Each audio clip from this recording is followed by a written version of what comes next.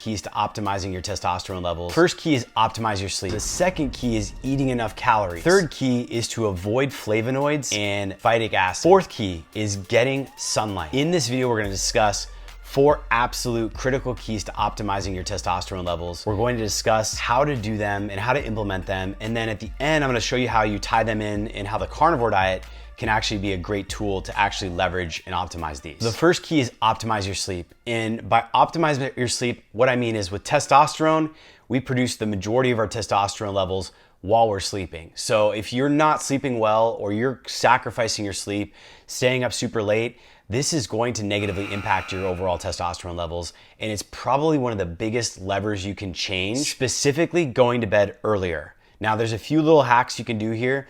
You can focus on limiting blue light and light intensity once the sun goes down. You can eat your food earlier. I recommend eating your last meal 3 to 4 hours prior to sleep because that's a really optimal window of time for your body to digest and rest and be ready for sleep.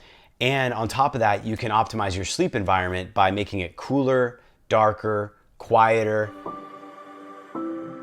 But one of the biggest kickers here is getting to bed early because early sleep time directly correlates to higher levels of deep sleep, which is where we produce our human growth hormone, our testosterone.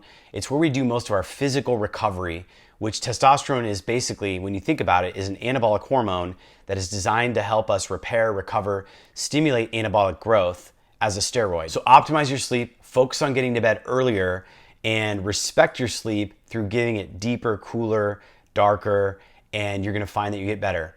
Side note, if you're interested in learning more about sleep, join our mailing list. I'm releasing my second book on sleep. It is a fantastic guide. It is the best book you could possibly read on sleep. I've read at least a dozen books on sleep, and I've taken all the principles and distilled down exactly how to optimize your sleep to make it the most optimal, not only for testosterone, but for several other benefits. But testosterone is a big one here if you want to get your levels up. Quick backstory, I've done a few videos now on testosterone. I actually did one where I tripled my testosterone in just under 3 weeks. And in that video, after going 7 months carnivore, I tested my testosterone levels and they were at 315, which is quite low on the spectrum. You typically wanna have 500 to 800 range. Really, I'd like to see levels above 600 for most healthy males in their mid 30s, mid 40s.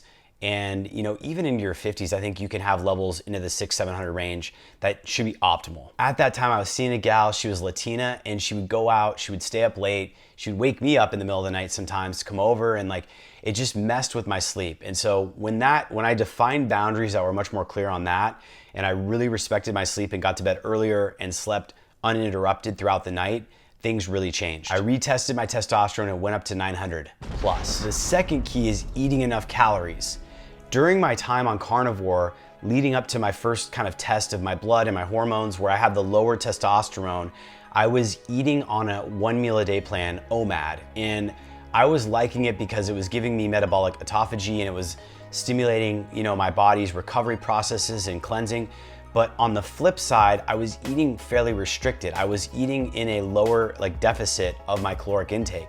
If you want robust testosterone levels, you have to realize that testosterone is an anabolic hormone. It is designed to build you up, to be a steroid. It is a steroid in your body to build muscle and stimulate growth and repair and recovery. It also helps with energy levels and all of that. And when you're eating in a deficit or you're eating just 1 meal a day, your body is not going to upregulate growth. It's not going to focus on growth and reproduction when you're getting minimal amounts of meals and it just doesn't know where your food is coming from and you're not getting as much food. It's going to downregulate hormones, specifically anabolic processes that are going to utilize more nutrients like proteins and things like that to build muscle because, again, you're not giving yourself food. So one main change I made was adding a second meal in the day, most days. Now I still do fasting, and about once every other month, I do a longer 2 to 3 day fast to kind of stimulate the really higher benefits of autophagy. But in terms of the testosterone levels, I really focus on keeping my testosterone optimized by adding in more than 1 meal a day. And I typically do a breakfast, and then that's mid to late morning, and then I'll do an early dinner around 4 that I basically have my other calories in. And that seems to be a really good sweet spot where I can get adequate amounts of calories. I can signal to my body that I have sufficient food, and it doesn't need to downregulate my hormones or my anabolic processes in order for me to have optimal testosterone levels. Keep in mind, you can have testosterone that varies throughout your day.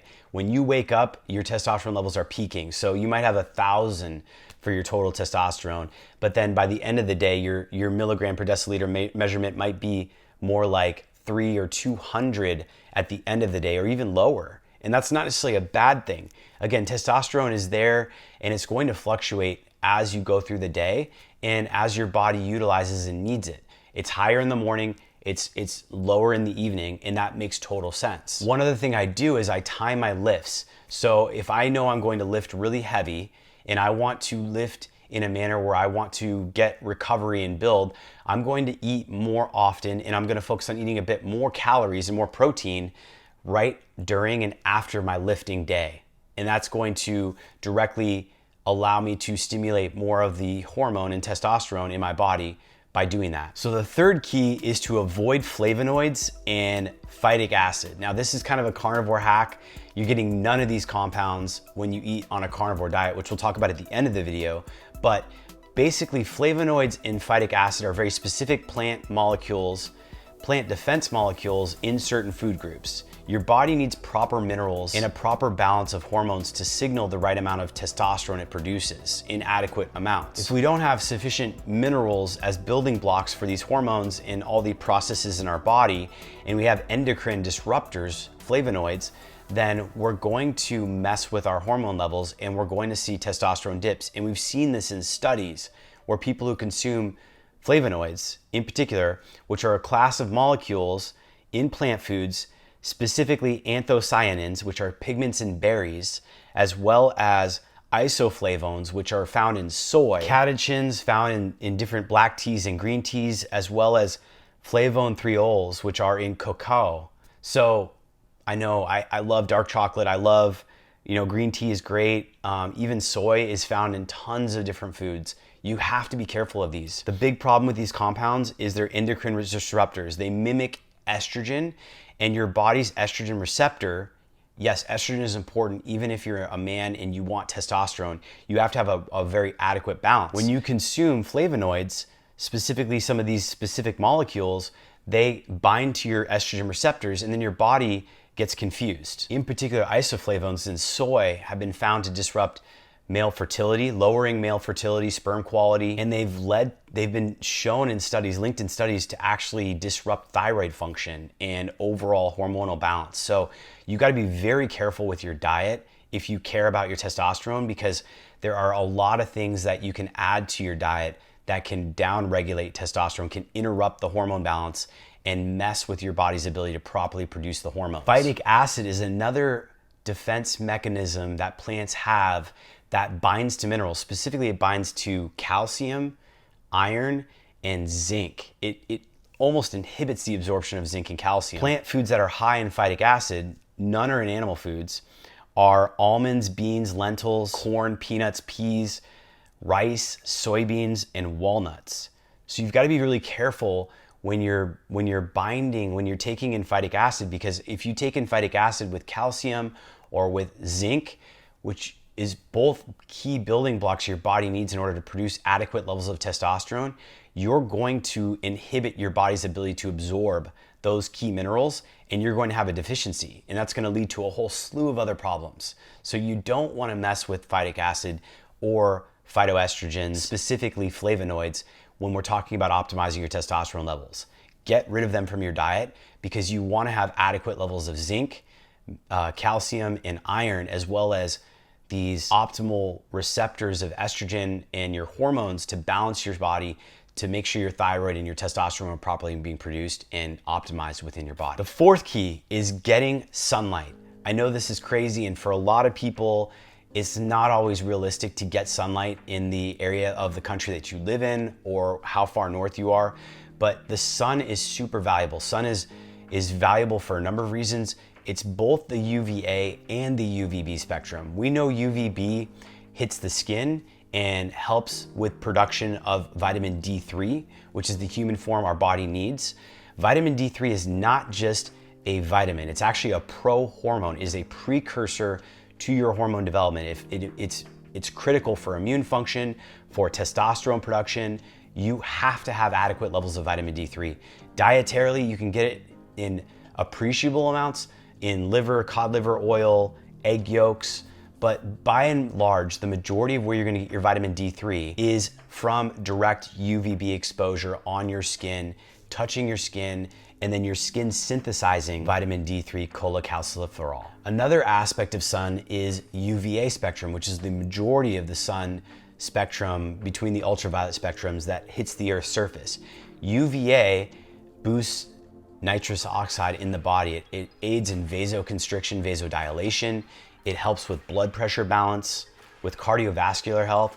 And these are all valuable supports to your overall testosterone levels when you want to boost your testosterone. So if you're getting sun, you're going to give yourself more of the pro-hormone to build hormones. You're going to be metabolizing calcium much better because you have D3 in adequate amounts. You're going to have better cell signaling. You're going to also have better nitrous oxide levels for blood vessel constriction and dilation to allow for better blood flow and better balance of blood pressure and cardiovascular health. It's going to support your overall body's system to produce testosterone. So in conclusion, you already know where this is going. If you get optimal sleep, you're going to be able to produce the amounts of testosterone at night, which is where you produce the vast majority of your testosterone, especially early to bed deep sleep. That's going to really boost your testosterone production at night, which is when you make it. If you eat enough calories, you're going to allow your body to realize that it's in an anabolic phase, that it's safe to be in an anabolic phase and be building to give you energy, to up your metabolism, to up your testosterone for recovery and building and repair. And it's going to be there. If you avoid flavonoids and phytic acid, you're not going to be experiencing the endocrine disruption effects of these compounds from certain plant foods that can disrupt your body's ability to understand and properly signal production of testosterone. You're not going to be consuming phytic acid, which is going to bind to calcium, iron, and zinc and inhibit your ability to take those critical key essential minerals in and use them as building blocks and proper supply and store to produce adequate levels of testosterone. And lastly, if you're getting sunlight, you're gonna get adequate levels of UVB and UVA exposure, which is gonna allow you to produce optimal levels of vitamin D3, which is a pro-hormone. It is one of the precursors to your hormones that you must have in your body to properly metabolize calcium, to properly produce hormones. And I'll just wrap by saying, we in this channel really promote the carnivore diet because it eliminates the plant molecules. It gives you all the building blocks you need, and pairing that with optimal sleep, optimal sun exposure can be a powerful mechanism to restore your health and regain your testosterone levels. So if you like this video, hit that like button, comment below, share with me, let me know what has worked well for you in the testosterone boosting natural phase. Don't forget to hit that subscribe button, and I will see you on the next video. Let's get optimized.